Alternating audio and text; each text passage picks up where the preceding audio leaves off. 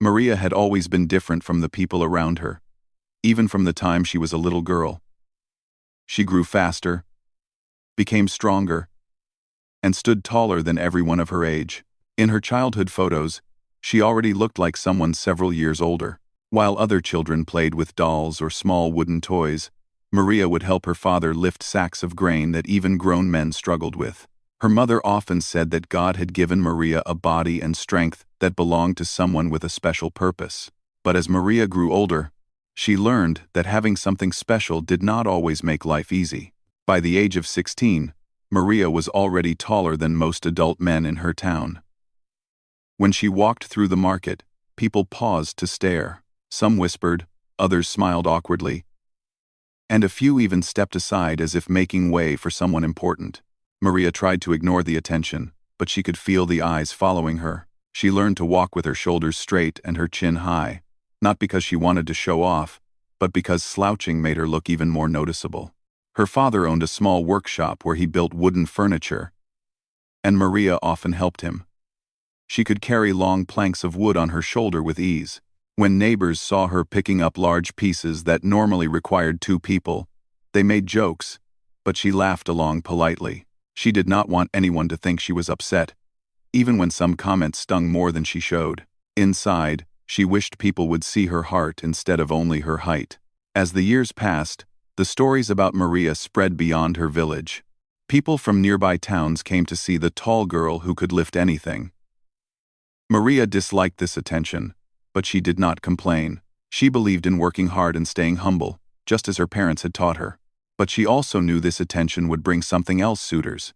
When she turned 18, many young men from different towns began visiting her home, pretending to be interested in marriage. But Maria quickly realized that most of them were not looking for love. They were looking for a challenge, a kind of prize. They wanted to tell others that they had won the heart of the giant bride, as some people had started calling her. The name bothered Maria, not because of the word giant, but because it felt like she had become a character in a story rather than a real person. One of the men who came to meet her asked her to arm wrestle him, saying he wanted to know if she was as strong as people claimed. Another tried to lift her as a joke, nearly dropping her and hurting himself in the process.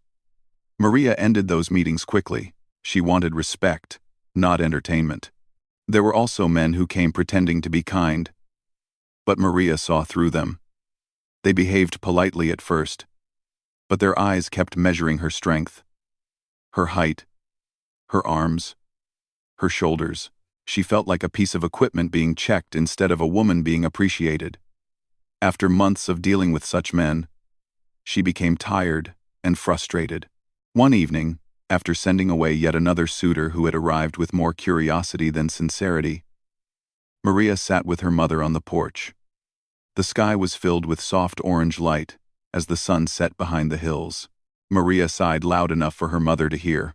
"Why is it so hard to find someone who sees me as a person?" she asked softly. Her mother placed a gentle hand on her daughter's arm. "People are afraid of what they don't understand, Maria, and sometimes people try to show off when they meet someone who seems powerful.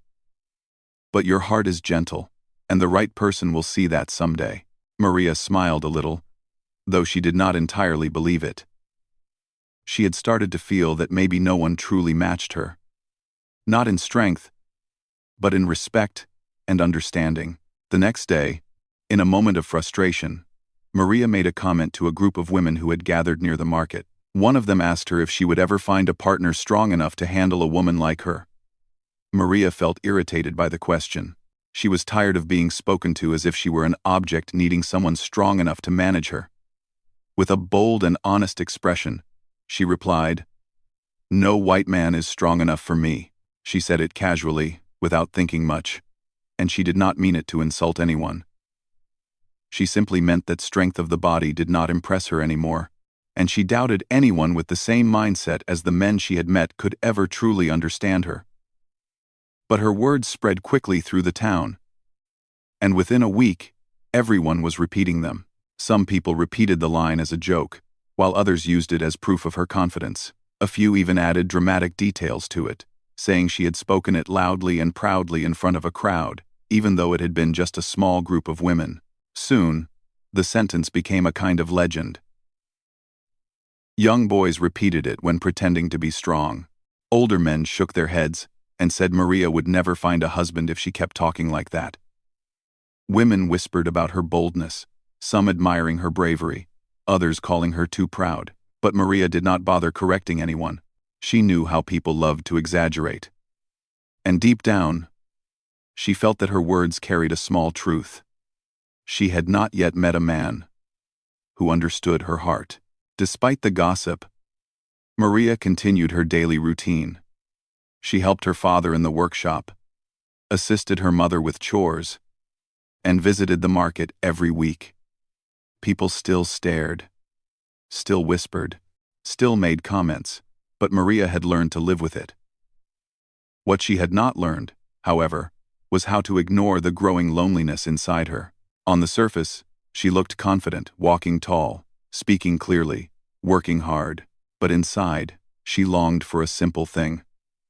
Someone who would talk to her without thinking about her height. Someone who would listen to her stories without comparing her to a legend. Someone who would understand that behind her strong appearance lived a woman who wanted love like anyone else. She also dreamed of someone who would not try to prove their strength to her. She wanted someone gentle, kind, and sincere. Someone who worked with honesty in his hands and peace in his heart.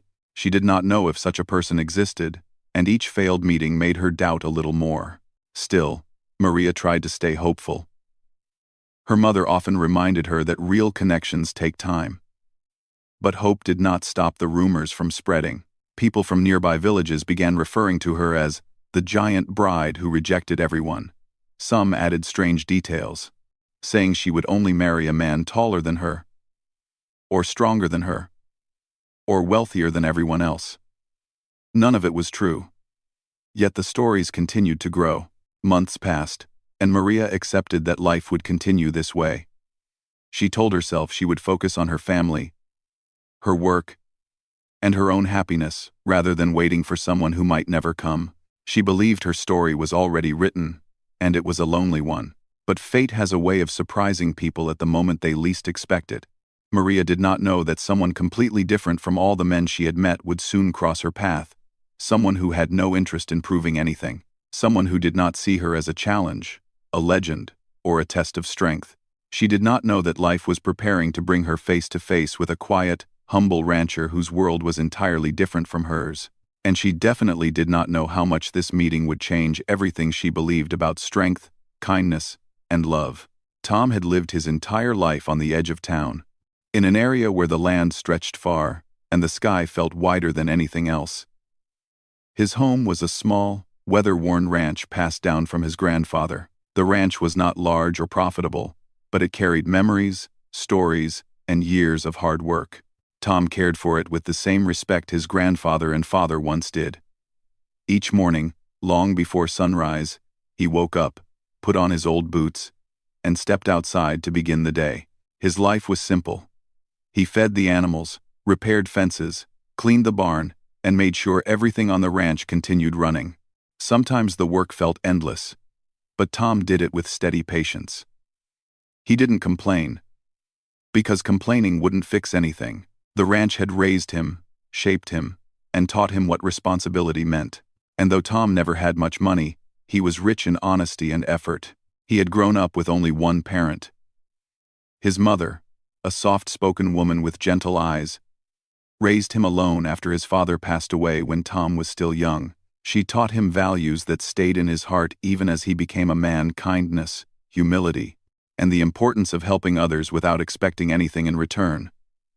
Tom always remembered her words, especially when life felt unfair or difficult.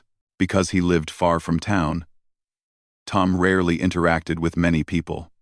He was not the type to join groups, seek attention, or start conversations. He preferred quiet spaces and meaningful work. He spoke only when necessary, and even then his words were soft and simple. People respected him, though they didn't know much about him. Some admired his dedication. Others wondered how he managed to run the ranch alone with so few resources. But Tom didn't spend time worrying about people's opinions. He had enough to think about with his daily responsibilities. One reason Tom avoided social settings was his financial situation.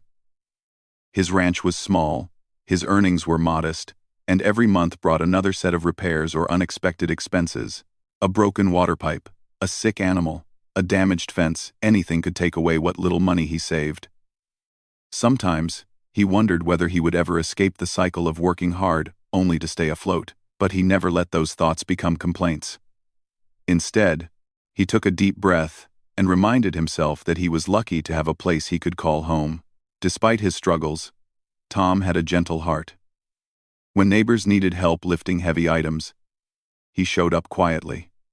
When an elderly couple lost their dog, he spent hours searching the woods with them.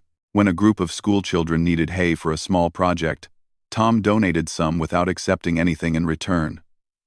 These simple acts earned him silent respect, though he never sought praise. Tom had heard people in town talking about Maria, the tall woman known for her strength. Stories about her traveled even to the far edge of town. Some people exaggerated the details, saying she could carry twice her weight or that she scared away men with her confidence. Others spoke more kindly, saying she was hardworking and loyal.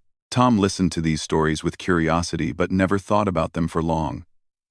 He didn't judge people based on rumors.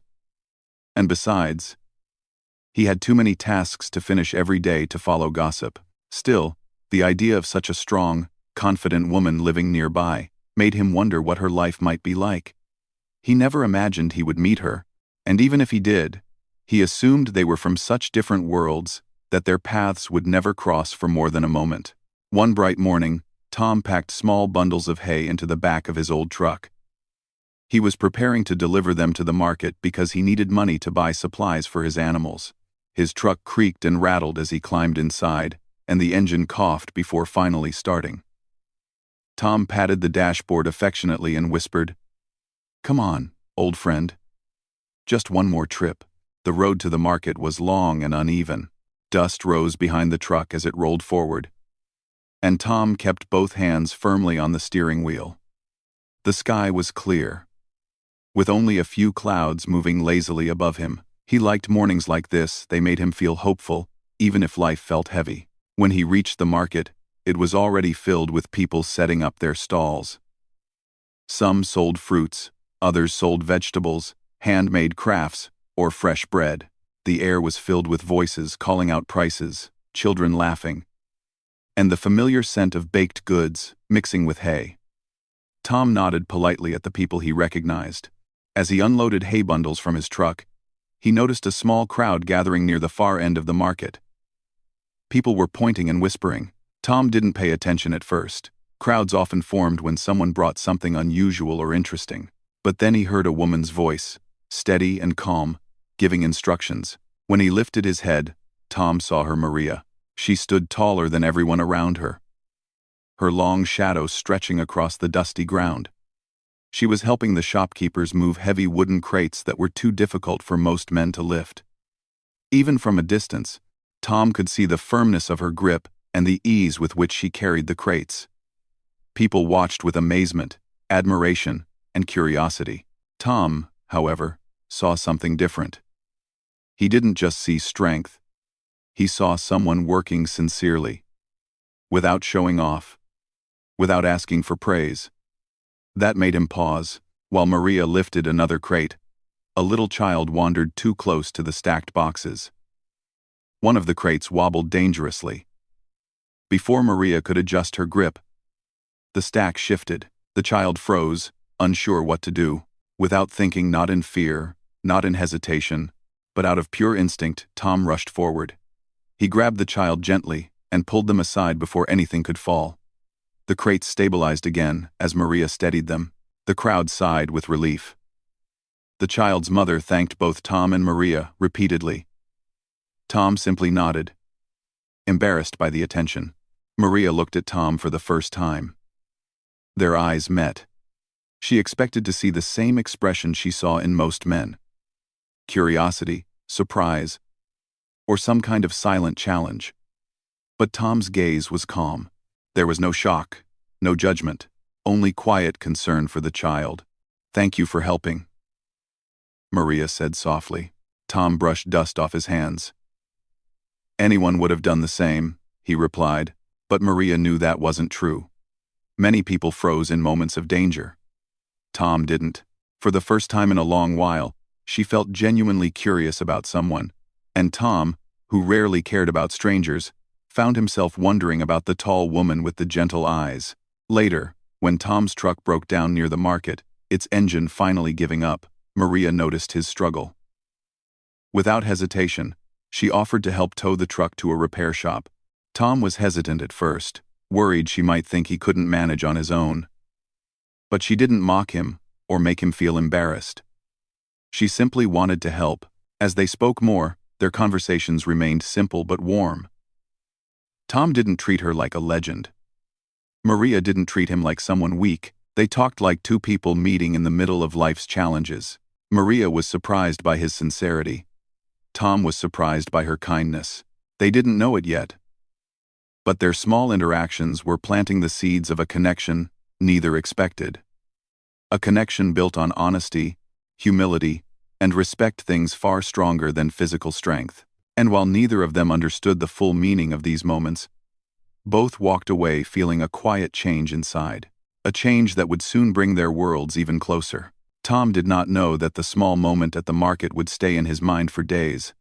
He was used to seeing many faces, exchanging polite greetings, and going back to his quiet ranch.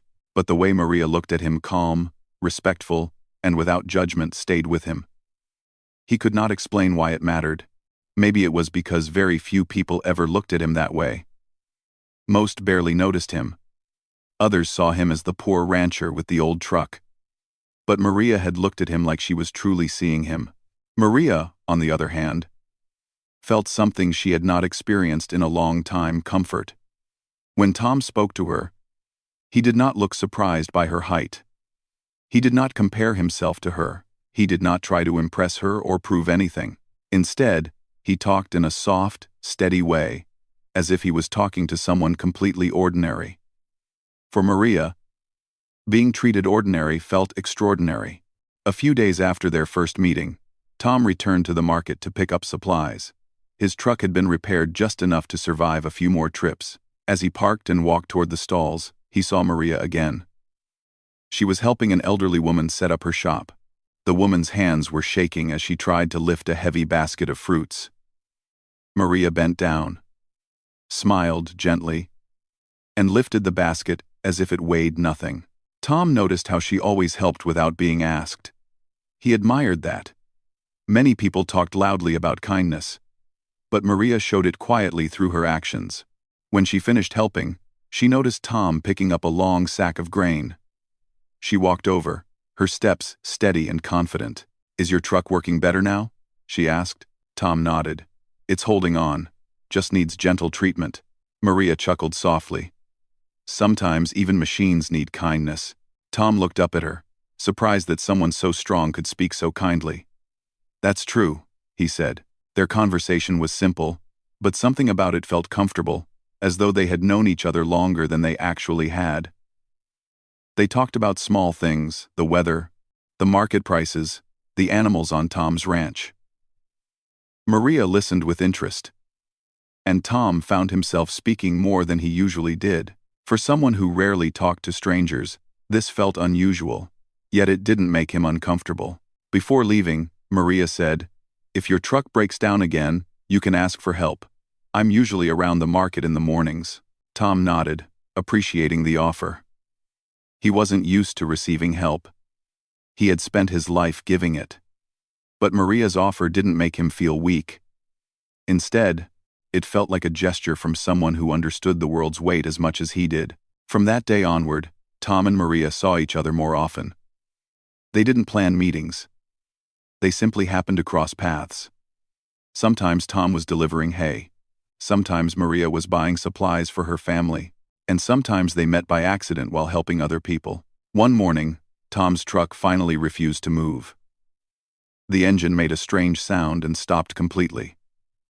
He stood by the roadside, scratching his head, wishing he had enough money to buy a new part. Cars passed by, but no one stopped. People were in a hurry, and Tom didn't blame them. Then he heard footsteps behind him. "You again," Maria said with a smile. Tom turned, slightly embarrassed. Truck gave up on me. Maria looked at the engine, then back at Tom. I can tow it, if you want. Tom hesitated.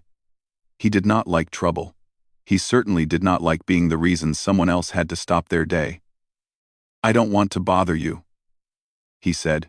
It's not a bother, Maria replied firmly. You helped that child at the market. Now let me help you. Tom didn't know what to say. Her words were honest, not forced. He finally nodded. Thank you. Maria attached a strong rope to Tom's truck and towed it all the way to the nearest repair shop. As they walked beside the moving truck, they talked again. This time, the conversation flowed even easier. Do you like living on the ranch? Maria asked. Tom thought for a moment. I do. It's peaceful. But it can be lonely sometimes. Maria nodded slowly. I understand that. People think being tall makes me strong in every way. But sometimes I feel lonely too. Tom glanced at her curiously. With so many people around you, how can you feel lonely? Because they see only what's outside, Maria replied. Very few try to see the real person. Tom looked ahead and said quietly, I know what that feels like. They both smiled, realizing they shared something deeper than they expected. When they reached the repair shop, Tom tried to pay the mechanic with his limited money. The mechanic quoted a price that made Tom's heart sink. Maria stepped forward before Tom said anything. I'll cover the extra cost, she said gently. Tom shook his head immediately. No, Maria, please. I can't let you do that. She looked at him with steady eyes. I know you don't like depending on others. But sometimes, accepting help is also a form of strength. And you can pay me back whenever you want. There's no rush. Tom hesitated again. Part of him wanted to say no, but another part understood she was not helping out of pity. She was helping because she cared. After a long moment, he nodded. Thank you. I'll pay you back soon. Maria smiled softly. Take your time. End quote. That evening, Tom could not stop thinking about the day. He wasn't used to someone standing by his side so naturally. Most people either ignored him or felt sorry for his situation. But Maria treated him as an equal. Her presence brought a calmness he hadn't felt in years. Maria, on the other hand, felt something warm blossom inside her the more she thought about Tom. Helping him felt natural, not like a favor, and his gentle way of speaking, his honesty, and the softness in his eyes made her feel understood in a way she rarely experienced. Over the next few weeks, their connection grew quietly. Whenever Tom visited the market, Maria would help him carry his supplies without being asked. When Maria needed help fixing a broken wheel on a cart, Tom offered his tools. They shared laughs, stories, and small moments that slowly built a silent trust. One day, Maria invited Tom to visit her family's workshop. Her father needed help with a broken tool, and she thought Tom might know something about repairing it. Tom agreed, a little nervous but also curious. When he arrived, Maria's parents welcomed him warmly. They watched their daughter and the quiet rancher interact with soft smiles, noticing how naturally they spoke to each other. Later, Tom invited Maria to visit his ranch. She arrived early one morning, amazed by the wide-open fields and the peaceful atmosphere. The animals seemed comfortable around Tom, and Maria admired the gentle way he fed them. You take good care of them, she said. Tom smiled shyly. They depend on me, and I depend on them. Maria helped him water the animals, clean the barn, and repair a broken gate. She enjoyed the work and the company. For the first time in a long time, she felt completely relaxed. As the sun began to set, Tom and Maria stood side by side, looking at the glowing sky. They didn't speak. They didn't need to. The silence between them was warm, not empty. Maria thought about her old saying, "No white man is strong enough for me." But now she realized strength had many meanings. Tom's strength was not in his muscles. It was in his patience, his honesty, his gentle way of caring, and that strength was more powerful than anything she had ever known. Tom looked at Maria and wondered how someone so strong on the outside could be this gentle on the inside. He admired her, not for her height, but for her heart, for her willingness to help others, her honesty, and the softness she tried to hide. As the sky turned a deeper shade of orange, both of them knew something had changed. They didn't say it out loud, but their hearts felt it, a quiet bond growing into something deeper. Something neither of them had expected. And without realizing it, they were already walking toward a future that would soon reshape both of their lives. The day the storm arrived on Tom's ranch began like any other, but the sky held a strange heaviness. Thick clouds stretched across the horizon, hiding the sun. Tom woke up early, as always, and stepped outside to feed the animals. He noticed the wind blowing harder than usual, bending the tall grass. He looked up, studying the sky with concern. "Looks like a strong storm is coming," he muttered to himself. He worked quickly, making sure the animals were safe inside the barn. He tightened the latches on the doors and covered the feed so it wouldn't get wet. Rainstorms were common in his area, but this one felt different. The air was colder, the wind sharper, and Tom sensed trouble in the way the clouds swirled. By afternoon, the storm had arrived with full force. Rain poured heavily, turning the ground muddy. Thunder echoed across the fields, shaking the old wooden walls of the barn. Tom tried to fix a broken window that the wind had cracked, but the rain soaked him completely. The cold wind chilled his bones, and his clothes clung to his skin. Still, he worked tirelessly because the animals depended on him. While tightening a loose fence corner, Tom slipped on the wet ground and fell hard. He tried to get up, but dizziness clouded his vision. His body felt weak. He didn't know it then, but the long hours in the cold rain had begun to affect his health. Eventually, he dragged himself inside the house, coughing and shivering. He lit a small fire, hoping the warmth would help. But the coughing only grew worse. The next morning, the sky cleared. But Tom could barely stand. His head hurt. His body ached. And each breath felt heavy. He tried to get up to feed the animals, but his legs trembled, and he had to sit back down. For the first time in years, he felt helpless. And being helpless scared him. Meanwhile, in town, Maria noticed Tom's absence from the market. He usually came once or twice a week, even if only for a short visit. She had grown used to seeing him, talking to him, and sharing moments that made her days brighter. When 2 weeks passed without any sign of him, worry grew inside her. One morning, she asked the shopkeeper, "Have you seen Tom lately? The rancher?" The shopkeeper shook his head. "No, not for days. Maybe he's busy with the storm damage." Maria nodded slowly, but something in her heart felt unsettled. She knew Tom wasn't the type to stay away without reason. His silence told her something was wrong. Without wasting time, she packed some food, filled a small thermos with warm soup, and set out toward Tom's ranch. The path was muddy, but she walked quickly, her long steps covering distance with ease. As she approached the ranch, she noticed broken branches on the ground, a cracked fence, and the muddy path leading to the barn. Her heart tightened. She knocked on the door loudly. "Tom? It's Maria. Are you inside?" There was no answer. She knocked again, louder this time, and pressed her ear against the door. She heard a soft sound, a weak cough. That was enough for her. She pushed the door open gently and stepped inside. Tom was sitting on a chair near the fireplace, pale and exhausted. His eyes widened slightly when he saw her. "Maria?" he whispered, his voice barely audible. She rushed to his side. "Tom, what happened?" He tried to smile, but his expression showed how tired he was. "Just the storm. Worked too long in the rain. I'll be fine." Maria touched his forehead and felt the heat. "You have a fever, Tom. You're not fine."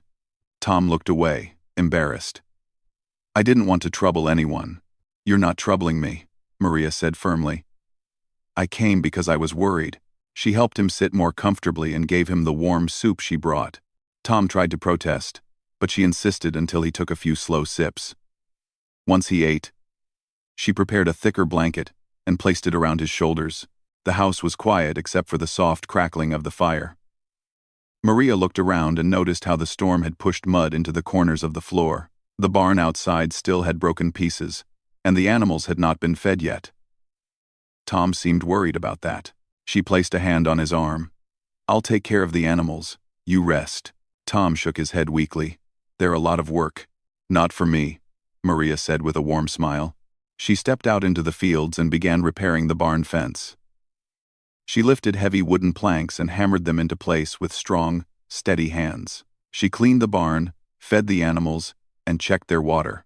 The animals seemed calm around her, as if they sensed her kindness. When she finished, she returned inside to find Tom sleeping. His breathing was slow but calmer. She sat quietly, watching him, her eyes softening. Tom looked so peaceful, yet so fragile in that moment. Maria felt a deep ache in her chest, an ache she never knew she could feel for someone.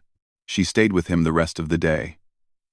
She cooked a simple meal, cleaned his small house, and refilled the firewood. Each time Tom woke up, she offered him warm tea, adjusted his blanket, and spoke gently to him. By evening, Tom looked a little better. His fever had lowered, and his voice grew slightly stronger. "You didn't have to stay all day," he said softly. "I wanted to," Maria replied. "Why?" Tom asked, genuinely confused. "I'm just a poor rancher with a broken house and a stubborn old truck." Maria smiled. "You're more than that, Tom. You're kind, you're honest, and you care deeply about others. That means more than anything." Tom looked down, shy and touched at the same time. "Most people never notice those things." "I notice," Maria said quietly, "because I look at people with my heart, not with my eyes." For a long moment, they sat in silence, both thinking about the strange way life had brought them together. Tom finally said, "I'm glad you came, Maria." She nodded. "I'm glad too." Over the next few days, Maria visited Tom every morning. She brought warm meals, checked his fever, and took care of the ranch work until he regained his strength. Tom tried to help, but she didn't let him until he was fully healed. They talked for hours about their childhoods, their dreams, their fears, and they laughed more than either of them had in years. One evening, when Tom was strong enough to walk outside again, they stood near the fence she had repaired. The sky was painted in shades of gold and pink as the sun slowly dipped behind the hills. The soft wind brushed against them, carrying the scent of fresh grass. Tom looked at Maria with sincere eyes. "You've done so much for me.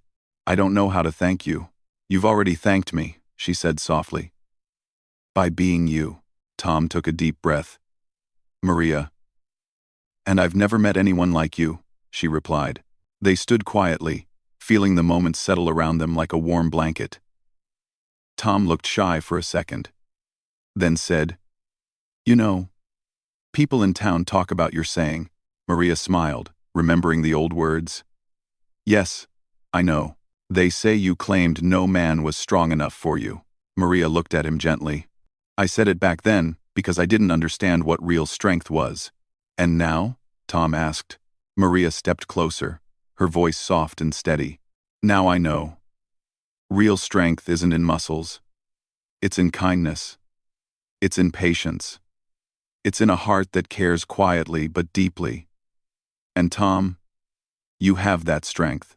Tom felt warmth spread through him. For a moment, he couldn't speak. Maria continued, "You don't need to lift heavy things to be strong. Your strength is in the way you help others, in the way you keep going even when life is hard, in the way you talk with honesty. That's the strength I never knew I needed."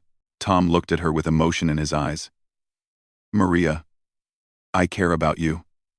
"Tom, and I care about you," she said, her voice full of warmth. In that peaceful moment, the giant bride and the humble rancher found something stronger than fear, stronger than loneliness, stronger than the rumors that once surrounded them. They found each other. Weeks later, people in town saw them walking side by side, laughing, talking, and sharing quiet moments. Some were surprised, some whispered, and others simply smiled. When someone joked about Maria's old statement, she only replied with a gentle smile. "Strength comes in many forms. I found the kind that truly matters."